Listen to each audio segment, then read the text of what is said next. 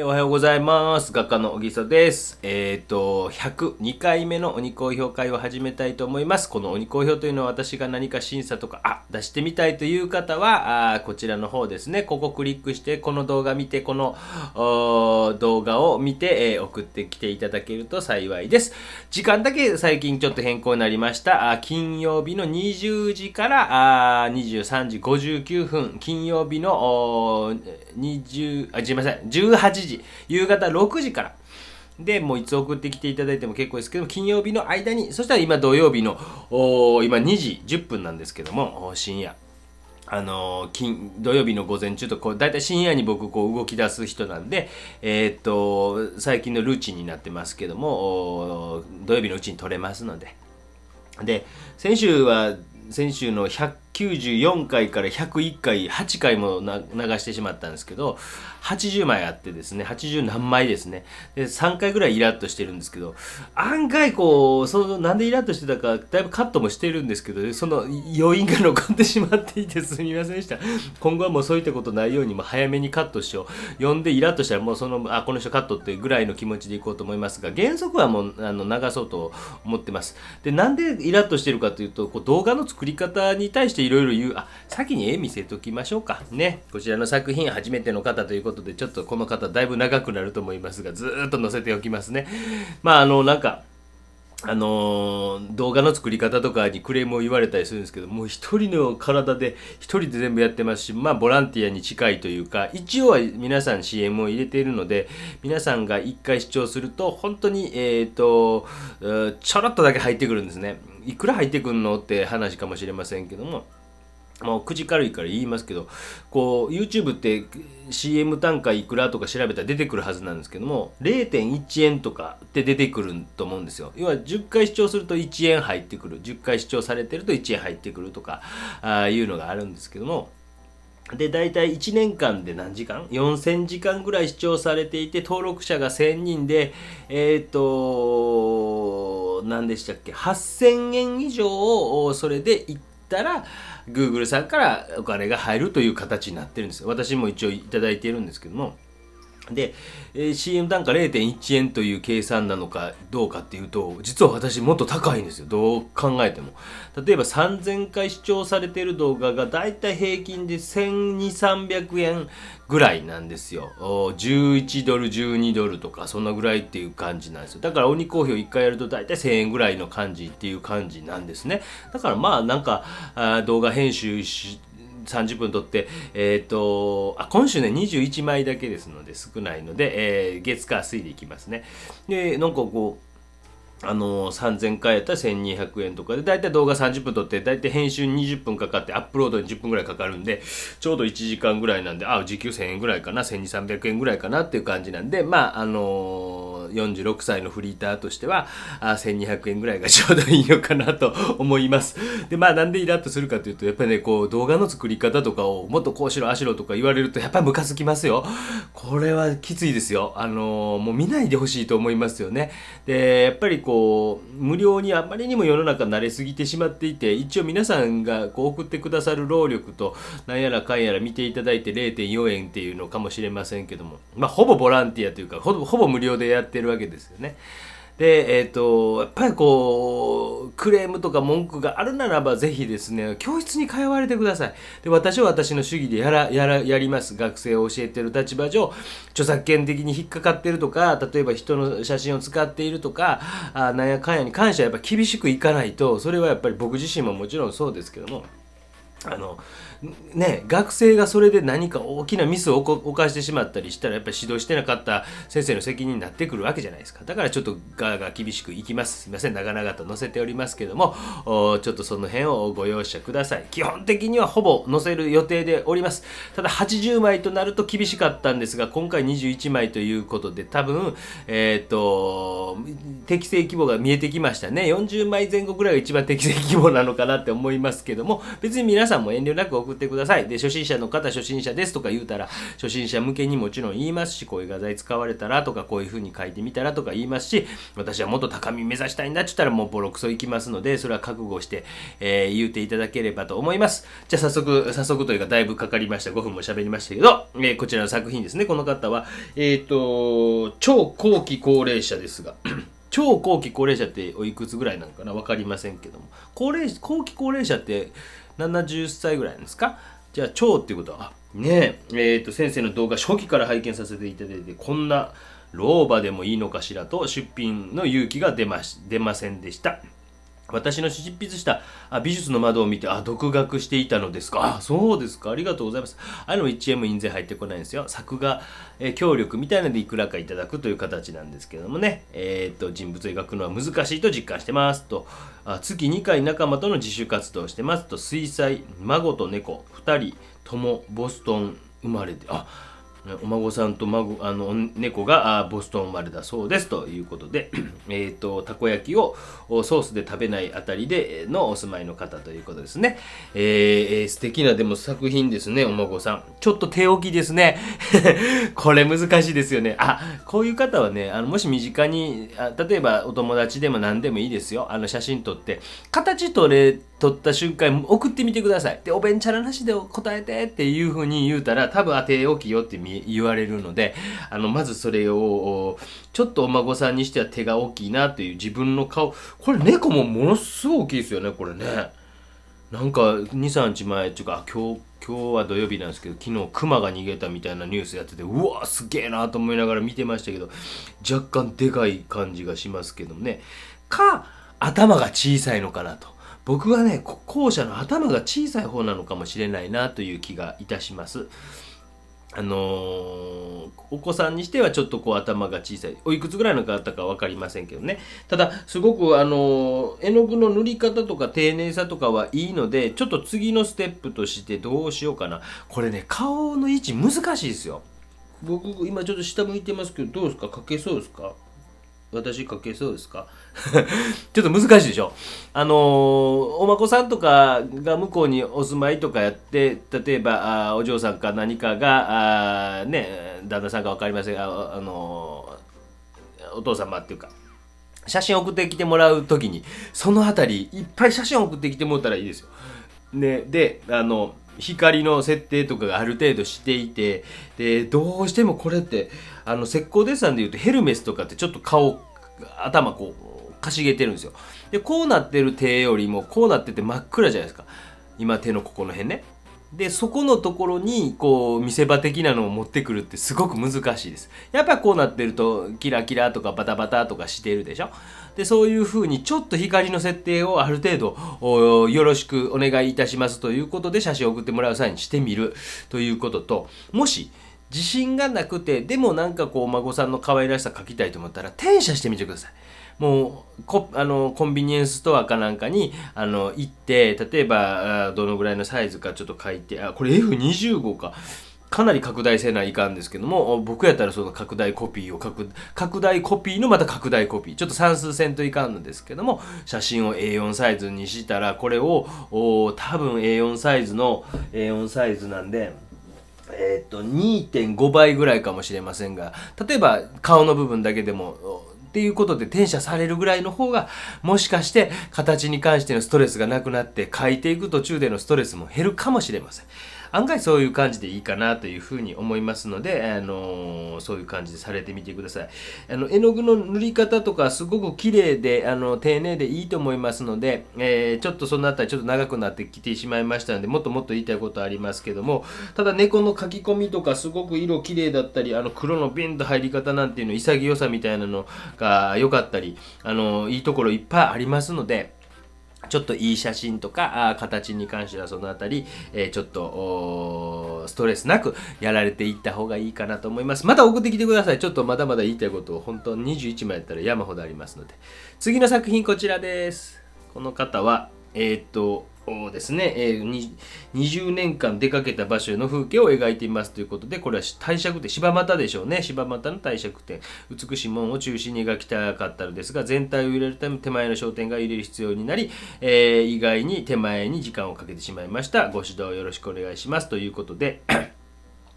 ちょっと全然また雑談をしてもいいですか。こんな感じで30分以上になりそうな感じでちょっとどうしても雑談したい一つがあって、昨日たまたま夢見たんですけども、これ夢の話なんで全部夢ですから、それはご容赦ください。悪口を言うんですから、今からね、僕が見た夢に対する悪口を言わせていただこうと思うんですけども、とあるテレビ番組の夢を見たんですね。で、ダウンタウンの浜田さんが司会をされている番組です。ダウンタウンの浜田さんに対する悪口では全くございません。私はダウンタウンが大好きですので。そうではなくてですね。で、たまたまチャンネルが合わさったんで、真面目に初めて見てみたぐらいの感じですね。言うてしまえば、昨日はG 対 T ですね。大阪の縦縞のファンがすごく品がいいチームと、ジャイアンツ、先発ピッチャーは高級外国車の名前メルセデスっていうんですけどがもう7点も取られたんで負けやなと思ってチャンネルを変えたら夢ですね。これ完全に夢の話ですよ。夢の中でチャンネルを変えたら、そしたらその番組なんか絵を査定する番組というんですか、そういうのを夢の中で見たんですよ。そしたら一番初めはなんか空港かなんかに飛行機が飛び立つ絵かなんかやったんですね。夢の中ですよ。未だにその僕の夢はもしかして YouTube 上に違法アップロードされてる可能性もありますので、見たい人は違法アップロードのやつを見られたらいいと思うんですが、そういったらこれに関してはやっぱ僕がいつも言ってるように構図がすごく空ドーンとやってすごくいいですねとかっていう風にその先生おっしゃっていて、でやっぱ僕がいつも言ってる8対2とか9対1とかダーンとやったらある程度そこに空飛んでいってなんか夢へ向かっていくみたいな中に見えるんちゃうかみたいなことを想像させるみたいなことを鬼小兵でよう言ってるんですけど、そんなことが言われていたと。で予想通りやなと。でそしたら先生がじゃあ私書いてみますねって書いてる。わーやっぱりすごくお上手でですね。でその次の方に関してはひげを生やされている夢の中でおぼろげなんですけど、で俳優さんかなんかでなんか東京タワーかなんか書いていて、でそれはちょっと斜めになってたんで僕もすぐ東京タワー斜めやなと夢の中で思ったんですけど、東京タワー斜めですよと言われてたんで案の定やっぱりそのことを岩先生とされる人が夢の中で言ってました。でやっぱり先生が書いてうわー上手ですねってなるんですね。そのあたりが僕はずっと疑問にあんまり真面目に見たことなかったんで初めて真面目に夢の中で見てみたんですけども、あれだら次はなんか俳優さんで玉川上水かなんかを書いているみたいな、見られた方だけのに限定で喋ってるんですけど、違法アップロードされて夢の中ではされていましたけども、そしたらなんかその玉川上水ということは多分むさび出身の俳優さんなんでしょうね。油絵家っていうことで水彩初めてです。絶対嘘なんですけど、なんでそんな嘘つくんかなと思いながら、もう子供の頃書いたことあるやろと思いながら夢の中で突っ込んでたんですけど、そしたらすごくいいですねっていう評価したんですけど、僕それ妻とパッと目があってですね、で僕より先にやっぱり若いからか妻がポロッと「スケッチ大会みたいね」って言って僕も心の中で思った。中学生のスケッチ大会ぐらいの映画ってこれいいかって2人で見つめ合ったんですね。なんか奥行きも全然出てへんし、なんか影の描き方も下手やし、岩のところ夢の中の話ですよ。これはもう本当になんかそんな番組ないと思うんですけど、なんか手前に岩とかも下手やし、全然鬼興奮に出して今これ流してはる人が上手やなっていう感じがして、まだ続きますよ夢の話は。でそれですごいと言っても名人ですって名人かと思いながら見てて、でまたこの違和感って何やろうとずっとなってて、その絵に関しては先生描かんかったんかな覚えてへんけど描いたんかな。でうわーってなって、で最後に女性の方でここの辺ですごく違和感がいろいろ合致してくるんですけど、どっかの東京多分もうほんと銀座界隈かな、首都高かなんかのところのマンションかなんかが上から首都高かなんかを描いているやつですごく綿密に描いていてうわーってなって、その撮影をしてる時は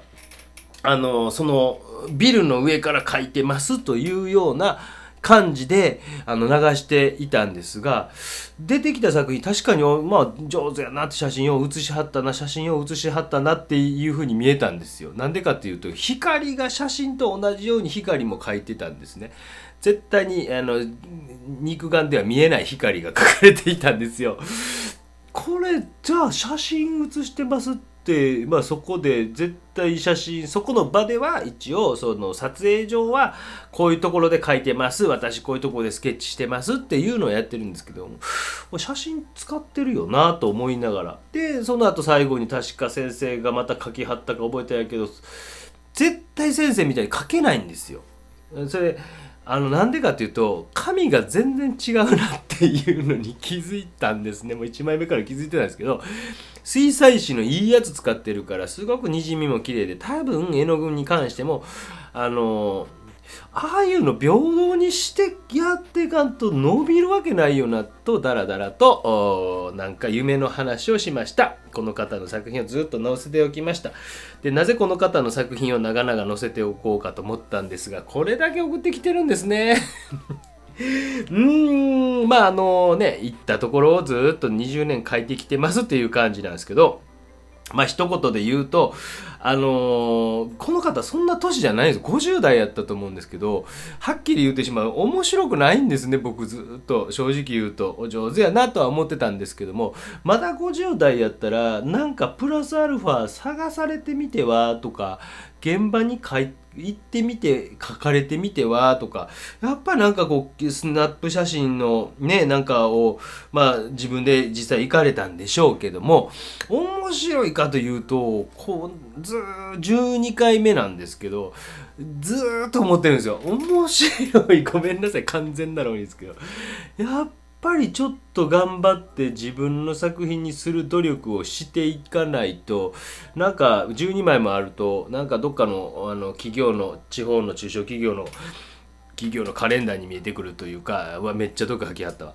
いや、それはやっぱり自分自身じゃないと無理だと思いますし、やっぱりその素敵なバスの景勝中いっぱい撮りましたっていうのを写真を写してるだけに見えてしまうので、おそらく入選はすると思うんですよ。この方いつも入選してますって書いてあったから。という毒を吐きました。だからなんか自分の作品ができた時に送ってきてもらえると助かります。多分今後こういった形の作品がまた来ても載せることはないというふうに私も思いますので、最後やと思って私は長々自分の作品を作ろうと、本当に YS とかもう身近な変な、もうその辺のものを描いても絵にしてるんですね。で、本当に雑なところもあればかっこよく描いてるところもあればっていうことをしてるんですよ。で、そうじゃなく写真をなんか上手に写しましたねって、そして全国、もう北海道から沖縄はないかもしらんけど、こうウミガメおるから沖縄から行かれて羨ましいな20年間っていう感じはするんですけど、でっていう感じです。すみません、もう思いっきりよく最後吐きました。こちらの作品です。ちょっとペースを上げます。で、この方4回目、ペン画とかですね、非常に面白いですね。なんかこういい構図ですね。ペンでシャラシャラ。これ、はがきサイズということで相当小さいので、ね、過去にちょろっと僕もはがきの作品を見せたかなと思うんですけども、非常にこういう感じは面白いと思いますよ。後ろにちょっと無理して雲描きすぎましたね。雲描かんかった方が良かったですね。で、なんかこう、ある程度こういう風にプラスの仕事が多分得意な方なんで、いろんなバリエーションをつけていかれてもいいかもしれませんね。色彩を少し持ったペンとかを併用してみるとか、何かこうちょっと着彩する部分があってもいいとか、主としてはボールペンみたいなのとかでやっていかれたらいいと思うんですけども、ちょっとこうそれプラス例えばこれにアクリルのメディウムかなんかがかかってちょっとこう絵画的な作品に強くなってくるとかいう方法とか、私も過去の学生さんでおったんですよ。版画をやっててずっとこうエッチングという細かい線描をやってる子がいたんですけど、やっぱどうしてもこう卒業後っていうのは版画ってプレス買ったりとかいろいろ大変やったりするから、なんとか絵画で似たような技法できんかなっていうことで、その子にはちょっとペンとアクリル絵の具プラスその上に油絵とかいうようなことを併用する技法を、本人がすごく編み出していって、僕はちょっとヒント与えたぐらいですけど、そういう技法を編み出していったっていう人がいます。なんかちょっとそういうのでプラスここになんかメディウムかなんかをビュッとかけれる。じゃあ下の絵のペンは耐水性とか油性とかじゃないと難しいかもしれませんし、ちょっと実験は必要なんですよ。でそういうふうに自分の何か技法みたいなのを編み出していったら強いと思います。はい、ちょっとすみません。次の作品です。こちらです。前半にねちょっと雑談がどうしても夢の話したかったんです。みません話は水彩紙にちゃんと芸能人も画用紙で描いてるじゃないですか。どう見てもスケッチブックのあれはちょっとなんかどこかの水彩紙の会社がスポンサーでついてこれ水彩紙ぜひ使ってくださいってあれした方がいいと思いますよっていうぐらいなんか先生もひどいなと思って見てたんです。僕やったらあれなんか長いことやってるんですか、水彩の講座みたいなの分かんないですけど、あれ絶対先生超えれないですもん。もうどんなに上手でもあんな空の滲みとか画用紙はできませんっていうのを言いたかったというのが夢で見た話です。こちらねなんか面白い。これ僕も描きたかった。わかります。これね飛行機乗って大分になんかこう行かれた時に、写真を撮ったと。コロナ始まる少し前に羽田から大分に飛び立った際に機内からだいたい45分ぐらいで確か見えるんちゃうかと。それ新幹線か。僕なんかずっと大阪東京間の新幹線で本当になかなかこう新幹線から見えること少なかったり飛行機からもと。僕は最近もう絶対窓際じゃなくて年取ってきたんですいません汚い話しますけど頻尿なんで絶対通路側撮るんですけども窓側とか撮るとすごいこんな見えますよね。すごいこう綺麗ですよね。すごくこう着眼点とかっていうかこれいいですよね。雲海の中にポンとこれなんか同じ写真で何枚も描かれてみてはどうでしょうかね。なんかこう富士山と雲と空の絵だけの絵ですが雲がうまく描けず苦労しましたと。写真で分かりにくいですが空は薄い紫とピンクが入っていると。手前の雲は少しグレーを混ぜましたと。写真には窓枠や飛行機の羽ねも映り込んでいましたがそれはカットしました。ということですね。打たれ弱いのでお手柔らかにお願いします。いや本当に着眼点もすごくいいですしこんな感じ。これはもう1枚2枚描いてもいいんちゃうかなという気がしますね。で雲の描き方みたいなのこれ水彩が不透明水彩とだけ描いてるんですけど不透明みたいなやったら本当になんか日課さんって日課絵の具の YouTube かなんかでポスターカラーで描いてみたっていうのでアニメの背景の雲の描き方っていう動画があるんですね。で僕もそれできないんですけどちょっとそういうの参考にされてみたらどうでしょうかね。それだけでも違うかなと思いますし透明水彩やったらちょっと鉛筆が濃すぎたかもしれない。どうしてもこれ雲とか白さが主役になってくるんですけどそこに入ってる鉛筆がちょっと暗すぎるかなと思いますんでちょっとそのあたりでなんかうまいことにじみとか不透明使われた不透明の良さとかそのあたりを使って描かれていったら本当に微妙な色の使い方とかすごい綺麗ですし着眼点も面白いしちょうどこう水平線と地平線と下の面積が同じっていうのも面白いですしこれ僕もいつか描きたかった。先にやられた。私がやってもパクったって言わないでくださいね。ぜひ頑張ってください。次の作品こちら。うわお上手。これはなかなかいいですね。うわこの方はなんか本当にプロになれていけるぐらいの技量を持っていますのでね。保木美術館さんの年齢はちょっとわからないですけども友人のお孫さんを本日完成しました。提供された写真から絵になりそうなポーズを選び構成しました。と背景創作なんですね。子供の絵なので壁は明るい色に構造感すごいそれはよくできてます。構造を考えて窓を配置して赤いボックスは賑やかしに描きました。適切であったか子供の陰影をもっと強くした方がいいか一人で描いていると分からなくなります。先生に残念な部分を指摘していただき修正してからお孫さんの親にプレゼントしたいと思いますということです。以下は、修正ってそんなないと思いますけどね。いやなんか本当にすごいよく描けてますよ。油絵かな。すごく肌のこう絵の具の使い方もすごいお上手ですし洋服のこうワンピースなんてもすごいいいですし背景のこの赤はすごい効いてますよ。この方すごくこうセンスもいいですよ。この絵だけ見ると原色の赤青黄色って三原色が入っていてパッと見た時本当モンドリアンのようなモンドリアンぜひ調べてみてください。構成みたいな感じがしてすごくこういいなというふうに思いました。もし直すとしたら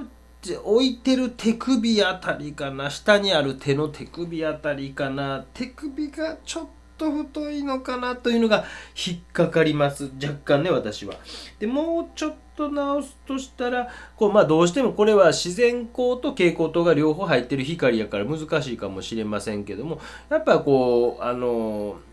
うちょっと肌にほんの少しだけ青みがかった色、ほんの少し僕やったら入れるかなっていう、ほんの少しですよ。もう、2% ぐらいなんかコバルトグリーンみたいなちょっと感じさせるぐらい入れたら反対色みたいな赤みがかった色がより美しく見えてくるような気がします。いろいろ言うと言い出すときりないんですよ。本当にもっと写実的に描きたかったら遠近というのが少しおかしかったりするんですね。例えば後ろのピアノのところのエッジっていうのが人間より手前に来てるとか、人間の髪の毛の一番輪郭のところとかっていうのがちょっと立って見えてしまうっていうところがあって、ペタッとしてしまってるんですね。回り込んでいってるからしたら弱いとか。でもそれの辺の修正しだすすごくきりないので、それは次回の課題にしてください。回り込みとか奥行きってどうやって出すんかなっていうのを次の課題にしてみて、今回は本当にすごくいいので、ちょこっと人間の手首ぐらいを少し直されておいた方がいいかな。左下のあたりっていうのはどうしてもコントラスト自体も強くなってるんで、若干の形の狂いみたいなのがちょっと強く見えてきてしまっているんで、私だったらもうほんの5ミリぐらい手首ちょっと細く描くかなっていうところを直すかなと思います。次回また機会があったら送ってきてください。次の作品こちらです。もう25分も雑談始まるとね、すみません、夢の話でしたからね。あら、素敵ななんか可愛らしいですね。アジサイかなんかを描いた動画のバラバージョンみたいな感じで、私が作画動画で上げてるやつですね。その感じですね。この方、本当なんか今まで描いてきて、ちょっとこれもお見せして、今回本当少なかったんで、いろいろ私なりにできたんでですね、100歳おめでとうであるとかね、お嬢さんであったかなんかとか、アジサイ、バラ、それぞれにそれぞれの良さがあっていいなと思いますんで、バラ単体の部分っていうのは僕こういうなんか白っぽいのが柄のバラなんですか、こういう柄のバラかなんかで水たまりかなんかがあって、水たまりっていうか水の水滴ですねであっていいんですけど、ちょっと絵の具の背景とかの塗り方が少しもうちょっと潔く決まっているところが決まってあってもいいかなとか、ベタ塗りでも決めんやったらベタっと塗ってしまうぐらいの潔さが若干暗い中にもあったりした方が手前が意外と生きてくるんちゃうかなという気がします。で、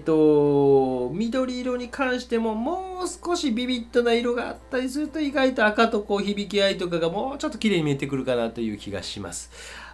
すごくバラの細かい描写みたいなのいいので、どうしても背景の処理っていうのが、問題になってきているような感じがしますので、こちらの方のお嬢さんの黒塗ったドーンみたいなのが局部的にでもあったり、もう白かもしれません。バーンとあったりすると案外綺麗に見えたりしますよ。柔らかく描かれているところが逆にそれによって生えてくるっていうことがあります。なんかそういったことの潔くよくいく部分とねじねじねじっといく部分みたいなののコントラストみたいなのを出されてみてもいいかなというふうに思います。すいません。あと何もあるかちょっと確認だけですね。はい。次は最後ですね。すみません。こちらの作品、私ちょっと頑張って私なりに一生懸命円形に切ってみたんですけども、背景がちょっとどうしゃあないですもんね、これね。背景がなんかタンスかなんかやったんで、可能ならこういう白い壁にね、どっかうつけて、写真撮られた方が良かったかもしれませんね。で、よく穴開くじゃないですか。これ研究室の壁で、これはコンパネみたいなのが入ってるんで、簡単に画鋲がブツッとさせるんですけども、で、埋めやんといかん、例えば賃貸なんか埋めやんといかんじゃないですか。私ね、モデリングペーストっていうのをちょって塗ってね、紙やすいシャシャシャってかけてね、ほとんど人が見てもわからないぐらいにできますよ。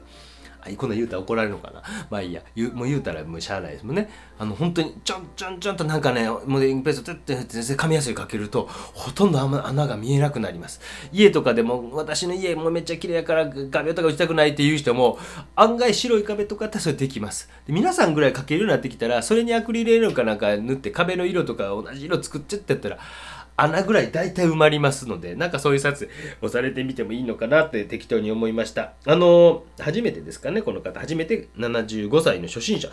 私の出し惜しみのない楽しい YouTube を見て描いてありがとうございます。昨年11月に初孫を授かります。おめでとうございます。現在6ヶ月、いろんなポーズをとります。いいですね。上の彗星、諸々の元素を生み出すとされる超新星爆発のイメージということで。バーンってことね、右の赤い星はブラックホールのイメージですと、左8時は命の遺伝情報となるゲノムのイメージ、右3時は音符の竹内まりやの命の歌の出だしですと30センチの円形のキャンバスに描きました。画材は描いてないかな、油絵かな、アクリルかな。面白いですね。自由にのびのびと楽しそうに描いていらっしゃるなという感じがいたします。すごくこう自由な発想と、楽しく描いていらっしゃるなと。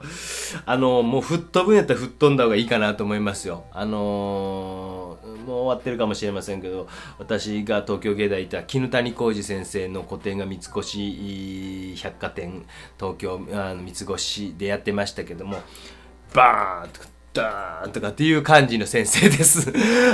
うそれぐらい吹っ飛んでしまうぐらいのなんか感じ、なんかこう中途半端になんか顔だけ写実的に行こうとか犬だけ写実的に行こうというより、もっともっと飛ばして色彩をガンとしたりあれをシュッタンとしたりとかっていう風にされてった方が